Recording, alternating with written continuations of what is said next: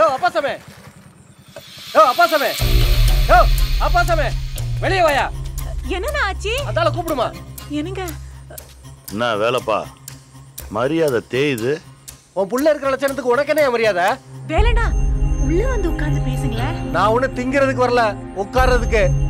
ஏயா பவுசு, ஊர்ல இருக்கிறவனுக்கெல்லாம் உபதேசம் பண்ற, உன் பிள்ளைக்கு பண்ண மாட்டியா? அண்ணா எதுவா இருந்தாலும் ஆத்திரப்படாம பேசுங்கண்ணா.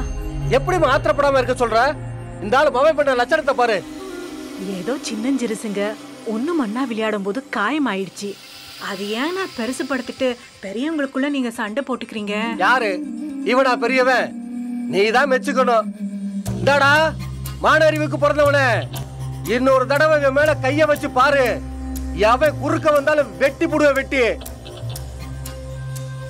கண்டவன் பசங்க கூட சேரு, முதல்ல ஒண்ணு மிதிக்கிறா இல்லையான்னு பாரு. போடா. ஓம் பேச்ச ஓம் பிள்ளையே கேட்க மாட்டேங்கிறான், நீ எல்லாம் ஊருக்கு உபதேசம் பண்ற.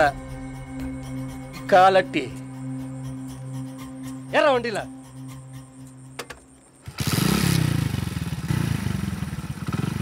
ஏண்டா வீட்டு விட்டு வெளியே போற கம்பெனி வர மாட்டியா நீ? ஏண்டா அவர் பையன் புடிச்சு அடிச்ச? உனக்கு இதே பொழப்பா போச்சு. இனிமே யார் மேல கைய வை, கைய உடைக்கிறனா இல்லையான்னு பாரு. இந்த பள்ளிக்கூடம் லீவிட்ட இதே பொழப்பாய் போச்சுங்க இவனுக்கு. வேதியில போனவங்க அந்த கர்மத்தை எதுக்குதான் லீவிட்டு தொலைக்கிறாங்களோ. ஏய், ஒருத்தன் வீடேறி வந்து கண்டவன் கேட்டு போற அளவுக்கு உன் மயன் பண்ணியிருக்கான்.